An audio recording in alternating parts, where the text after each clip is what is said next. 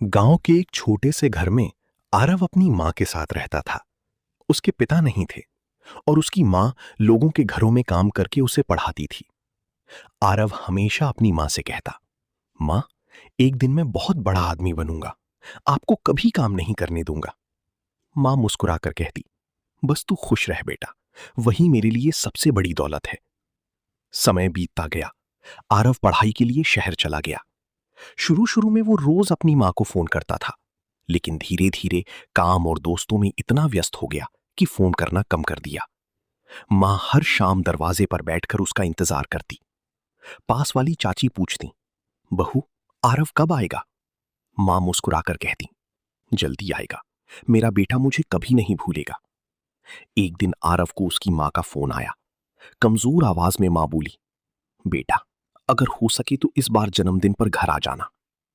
Aarav meeting में व्यस्त था।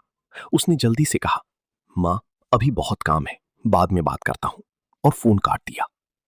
3 दिन बाद अचानक पड़ोसी का फोन आया, बेटा, जल्दी घर आ जा। आरव घबराकर गांव पहुंचा।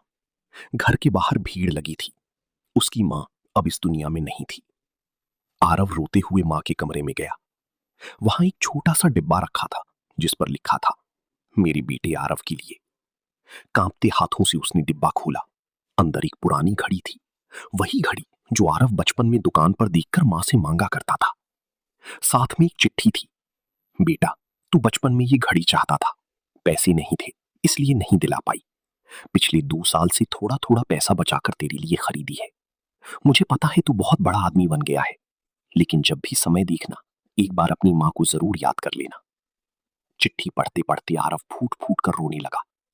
उसने पहली बार महसूस किया कि दुनिया की सबसे कीमती चीज पैसा नहीं, मां का प्यार होता है।